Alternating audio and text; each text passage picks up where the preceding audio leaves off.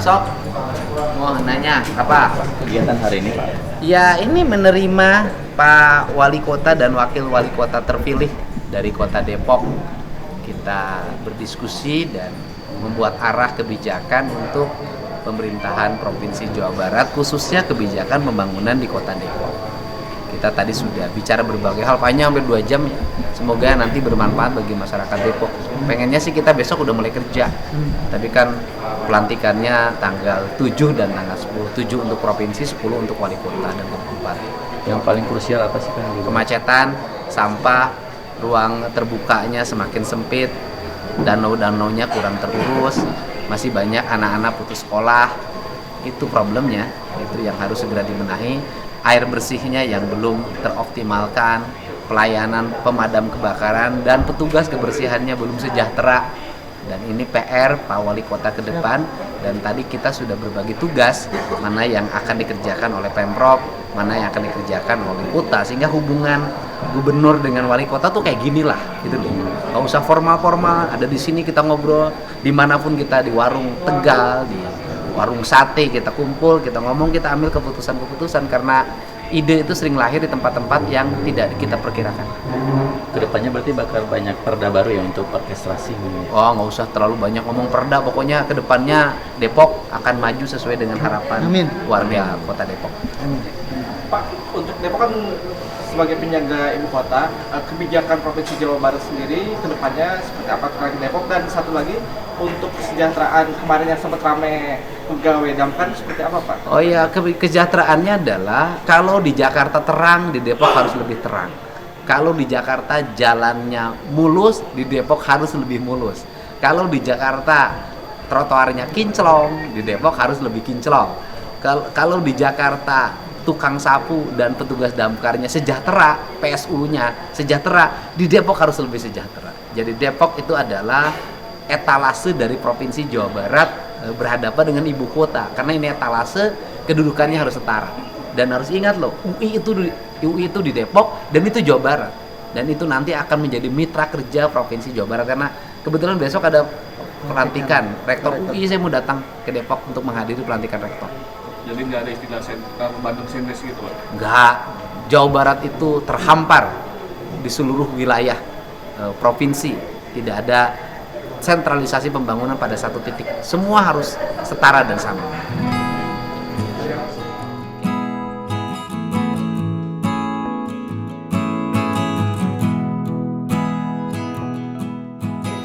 Dari pertemuan ini, Pak, bagaimana, Pak? Ya, saya sangat optimis, sangat berterima kasih apa yang menjadi permasalahan selama ini yang dirasakan masyarakat Kota Depok dan apa yang menjadi harapan masyarakat Kota Depok. Tadi kita diskusi dan beliau sangat menyambut baik, dan bahkan itu juga menjadi bagian dari program Pak Gubernur terpilih, Kang Deddy Mulyadi. Jadi saya sangat yakin, sangat optimis apa yang menjadi harapan-harapan masyarakat Kota Depok akan bisa segera kita realisasikan. Pak, ada istilah 100 hari, Pak?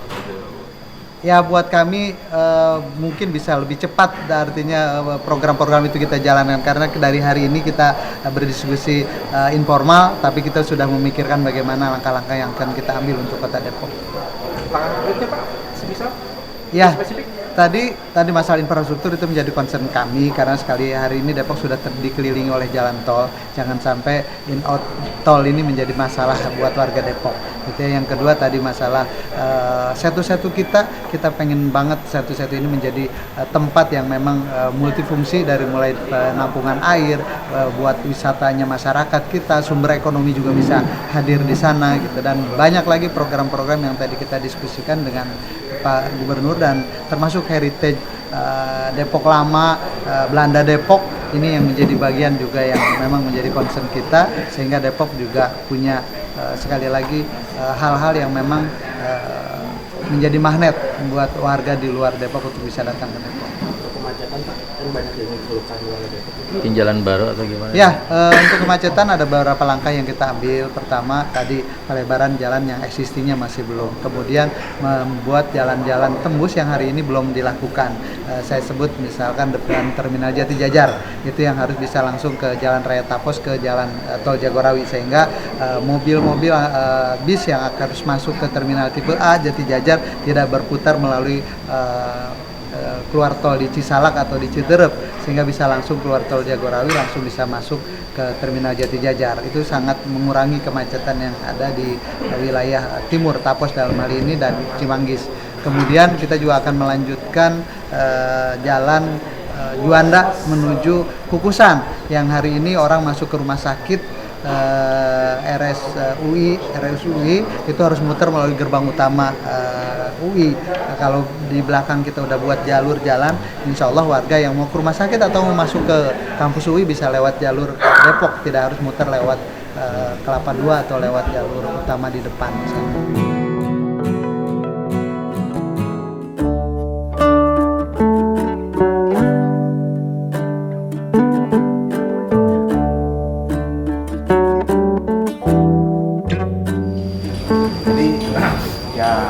Lagi nunggu Kang Dedi ya. Memang kemarin saya ditelepon itu ya. Saya Pak Stek ditelepon Kang Dedi. Memang kami sudah lihat lah podcastnya Kang Dedi kemarin, gitu kan. Jadi ada apa namanya? Peristiwanya kita udah tahu lah, ya. Jadi memang sesuai dengan Undang-Undang Perlindungan Anak, Undang-Undang Nomor 11 Tahun 2012, dan juga itu tentang sistem peradilan anak ya, SPP A ya. Jadi itu anak yang usianya di bawah 12 tahun memang tidak bisa dituntut pidana, Pak. Itu menurut undang-undang. Itu yang sudah dirubah, tadinya 9 tahun, tapi dirubah oleh Mahkamah Konstitusi menjadi 12 tahun. Tetapi bukan berarti dia bebas tanggung jawab. Kan ada walinya, ada orang tuanya, itu yang Kang Dedi bilang. Orang tuanya sampai sejauh mana tanggung jawabnya? Ini yang kita lagi cari cara.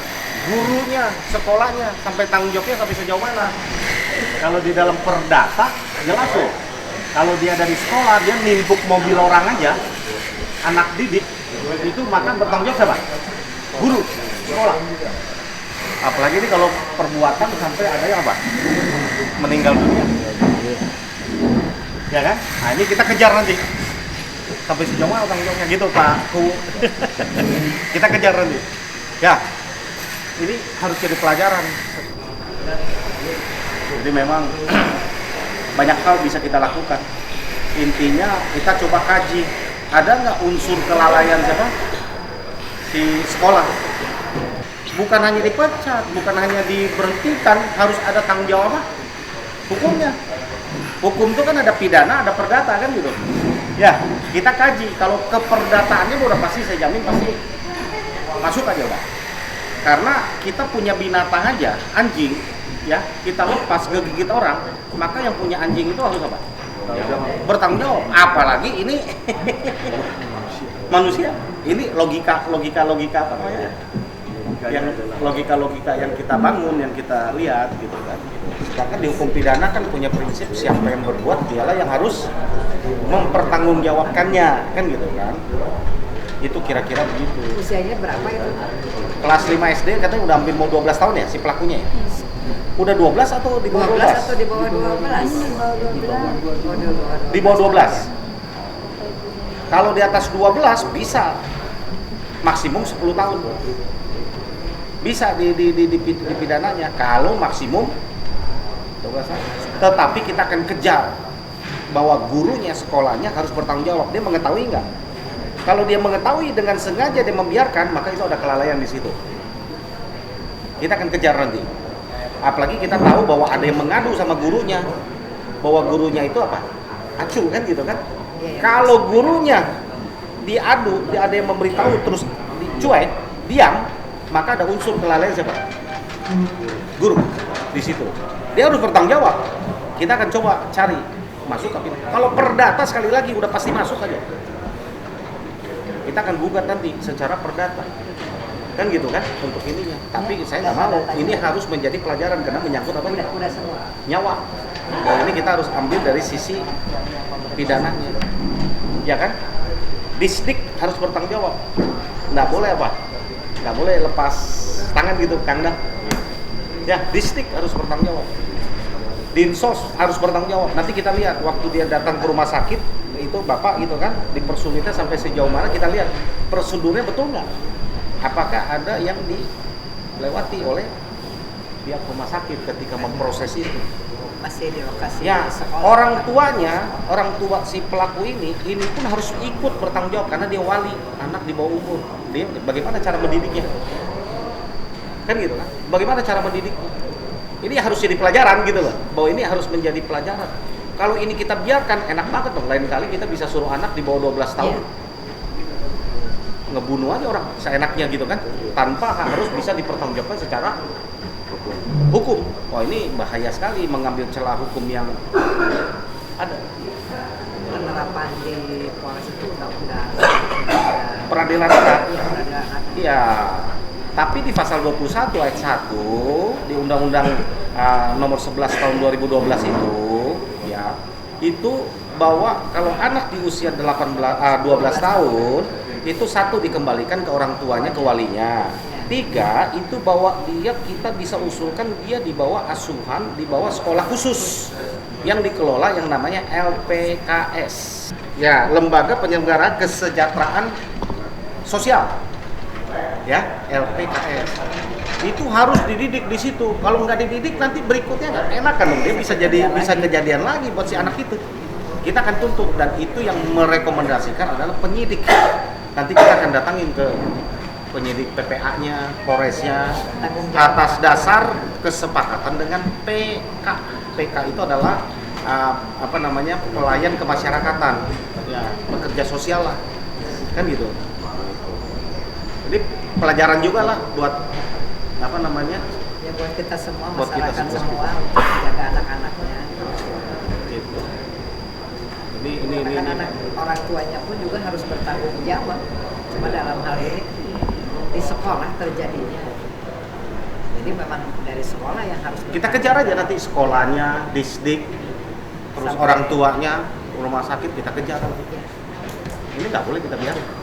Setuju saya. anak-anak Itu kecil Pak Yanto ya? Pak siapa? Pak Rudi. Pak Rudi. Pak Rudi. Ibu siapa? Bu Darsi.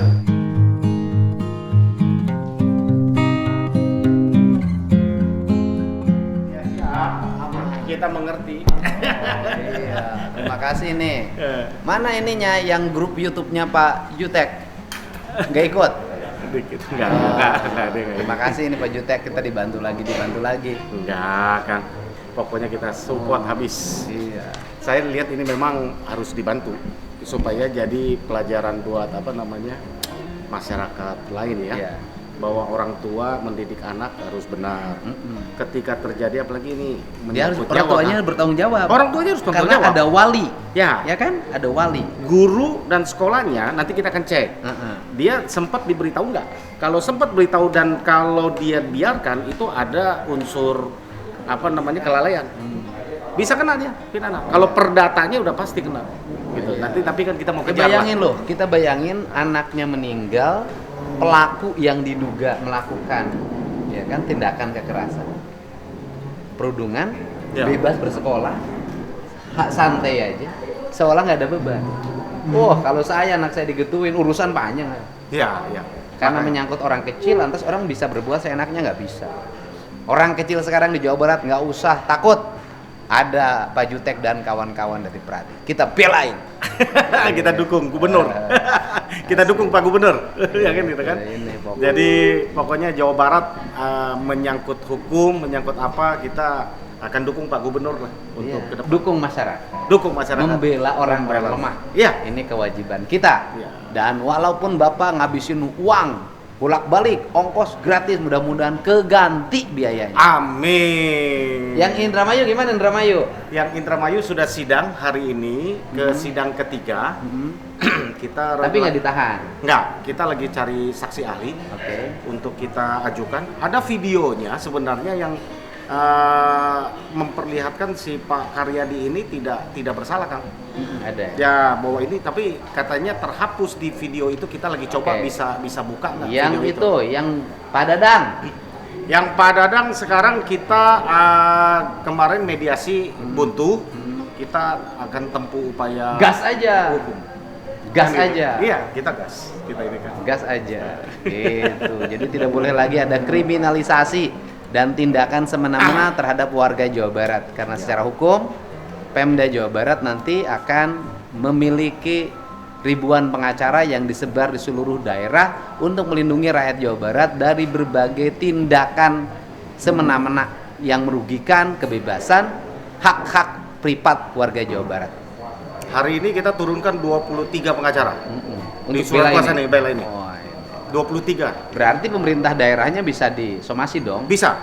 Dinas Bisa. pendidikannya bisa disomasi? Bisa. Kita mengingatkan supaya ke depan tidak terjadi. Pemimpin bertanggung jawab terhadap warganya? Karena kalau kita diamkan, kebayang nanti ini bisa menjadi modus anak di bawah usia 12 tahun. Boleh nanti bunuh? Iya, ngebunuh tanpa harus Dihukum? Kan ini kan bahaya. Bahaya, Pak. Kan gitu kan, dengan alasan undang-undang pelindungan anak. Oh, gitu nggak kan. boleh. Nggak boleh, gitu. Ya, gitu. Siap. Oke, Kang. Terima Kita kasih. tanda tangan. Siap. Sampai ketemu lagi di Siap. acara apa namanya? Rakernas. Rakernas. Siap, Kang. Siap.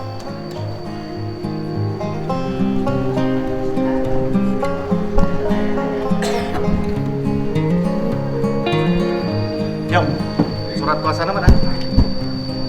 Nathan. Yuk.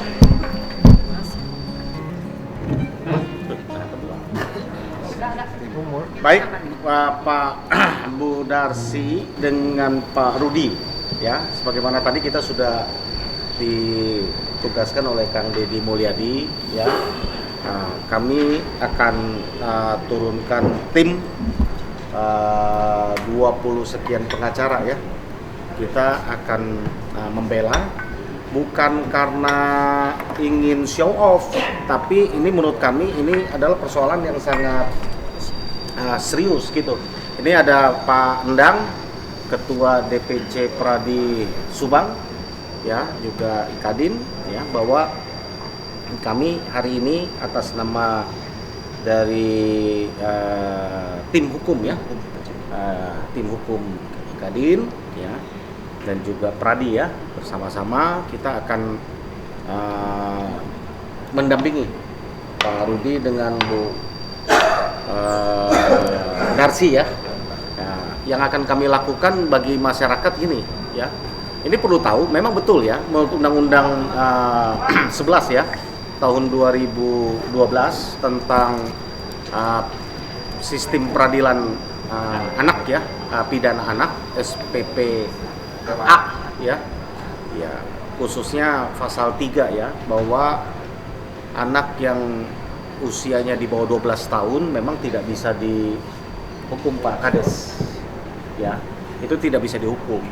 Tetapi kami juga tidak ingin masyarakat memanfaatkan nanti kalau kita tidak proses, tidak kita tegakkan hukum, nanti bisa kita suruh anak kita umur 11 tahun untuk membunuh dan tidak mendapatkan apa?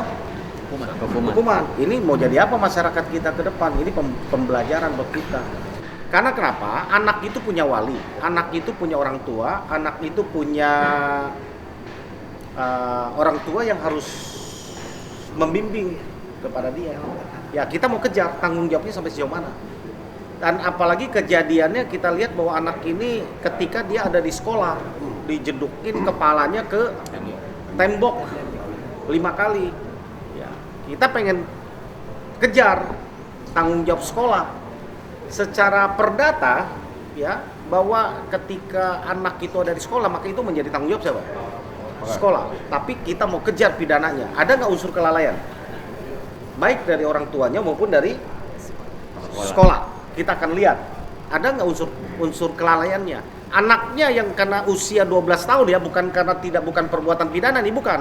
Karena di bawah 12 tahun dia tidak bisa dipidana, tetapi bukan berarti pidananya berhenti. Kita akan kejar ke orang tuanya, kita akan kejar ke sekolahnya, bahwa mereka harus bertanggung jawab karena ini sudah menyangkut korban jiwa, supaya tidak ada lagi Albi.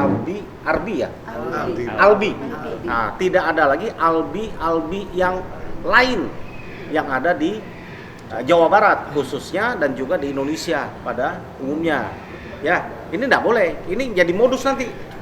Karena dalam tempo beberapa bulan ini kejahatan anak di bawah umur ini terjadi minimal ada 3 atau 4 yang saya tahu. Satu yang terjadi di Bekasi, yang anak membunuh orang tuanya, bapaknya meninggal, anak ibunya sekarat masih di rumah sakit. Ya, sama neneknya meninggal. Yang terjadi di Palembang, Sumatera Selatan, pelakunya juga sama, anak 12 tahun, ya kan? Ini menurut saya harus kita hentikan dan tanggung jawab orang tua dan tanggung jawab siapa? Tenaga pendidik. Itu sebabnya keseriusan kami, ya saya selaku Wakil Sekretaris Jenderal ya Dewan Pimpinan Nasional Pradi, Ketua IKADIN dan juga Wakil Sekjen Dewan Pimpinan Nasional IKADIN. Ini kami orang IKADIN semua di sini dan juga sekaligus anggota Pradi ya, Ikatan Advokat Indonesia. Kami sangat concern untuk menegakkan, kami akan kejar nanti. Ya, kami tanda tangani kuasanya ya. Ibu silakan tanda tangani dulu, Bu. Bu Darsi dulu, silakan. Di sini, Bu.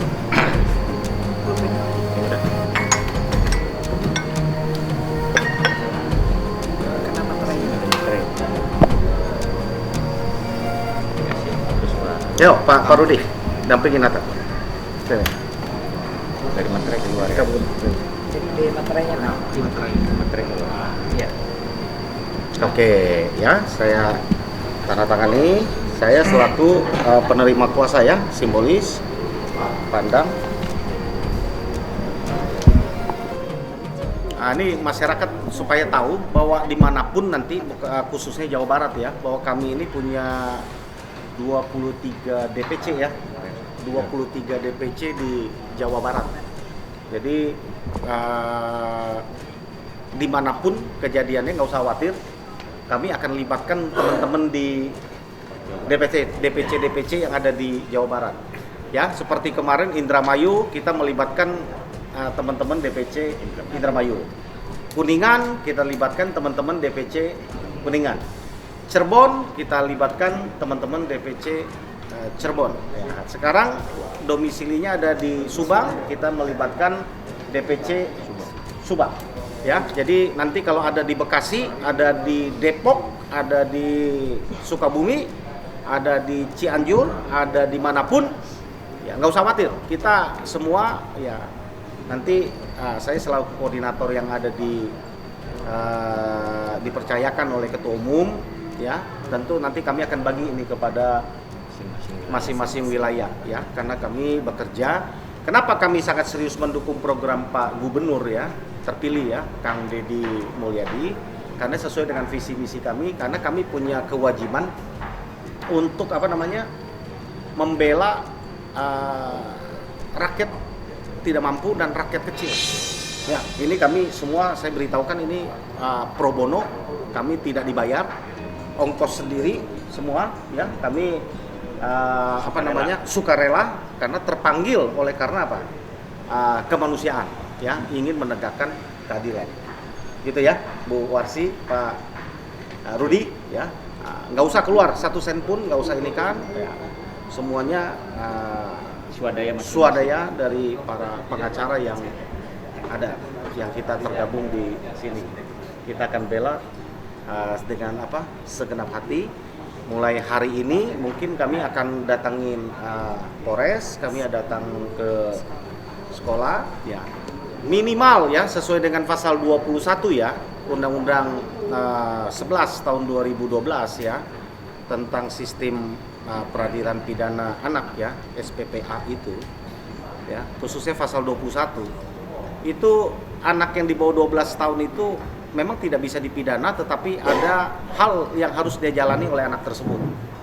Bukan dia lepas tanggung jawab. Ya, apa itu?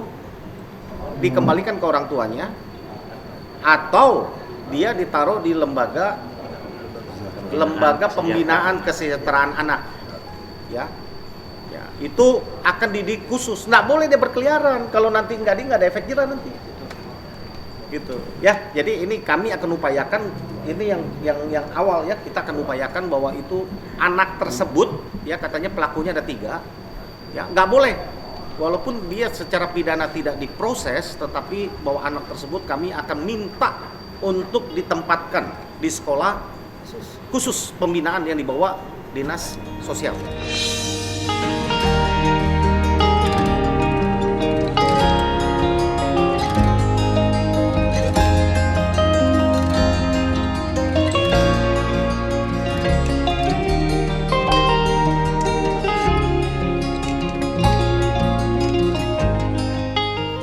Dibawa dinas sosial. Karena itu perintah undang-undang pasal 23 undang-undang sistem peradilan pidana anak. Ya, pasal 23. Itu jelas di situ.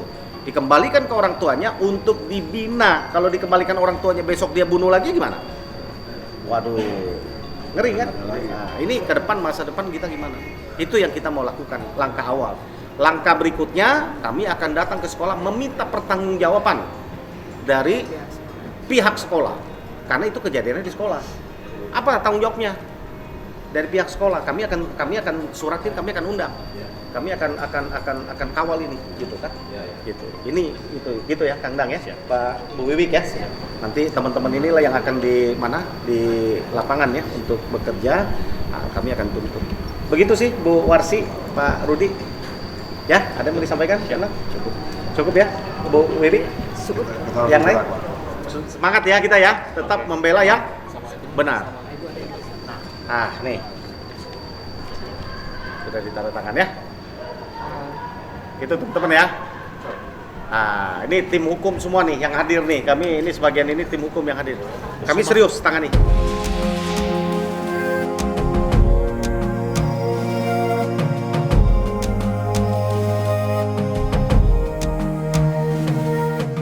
Bu, harapannya gimana sih Bu dari keluarga Bu?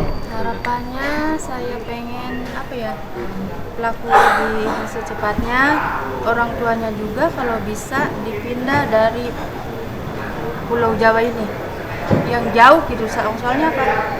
Saya sama dia tuh rumahnya kan berdekatan. Saya nggak mau melihat dia tuh berkeliaran. Sakit kalau ngelihat dia masih bisa jalan-jalan di depan saya. Bu, pelaku ini selama ini masih berkeliaran atau? Masih biasa sekolah, masih main-main. Itu yang saya sakit sekarang. Saya udah kehilangan nyawa anak saya, sementara dia yang udah ngilangin nyawa anak saya masih enak-enak. Itu yang saya nggak terima.